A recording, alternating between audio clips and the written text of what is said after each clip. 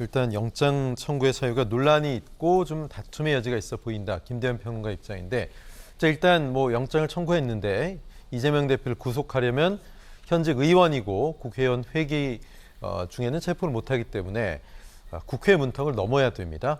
근데 여소야대 국면이죠. 쉽지가 않다는 걸 검찰도 잘 알고 있습니다. 자, 검찰 설명의 핵심이 무엇인지 좀 궁금합니다. 조금 김대현 평론가 말씀하셨듯이 그 480억 뇌물에 대해서는 영장에 좀 혐의가 빠져 있다 이 얘기도 하셨는데, 하지만 검찰 입장에서는 뭐 혐의 입증을 자신한다 또 이런 뉘앙스를 보이고 있거든요. 교수님 어떻게 보십니까? 네. 지난 대선 당시에 가장 유행했던 단어 혹시 기억나십니까? 천화동인은 누구 겁니까? 네. 뭐 이런 거였어요. 그래서 논란이 됐습니다. 그러니까 결국은 그 돈들이 누군가에게 가지 않았느냐가 의혹의 핵심이었거든요. 예. 그런데 이번 영장 청구 내용을 보면 검찰 수사가 과연 제대로 된 물증이 있는 거냐라고 하는 의심을 할 수밖에 없습니다. 네. 4,895억 원에 대한 배임, 그리고 위례 사업이라든지 이런 걸 보면 사업 이득 전체를 갖다가 다 범죄 수익으로 봤어요. 자, 그러면 예.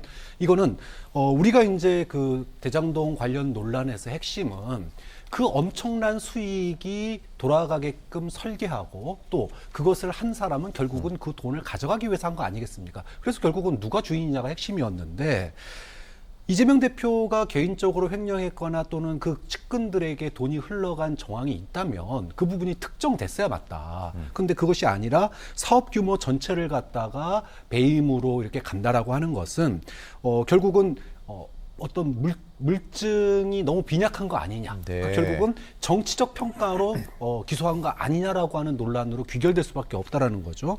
좀 그런 점에서 이번 그 구속영장의 기록된 내용들이 제대로 된 물증이 없구나라고 하는 걸 또다시 확인시켜 주는 거 아니냐. 결국은 이 사업을 어떻게 바라보느냐.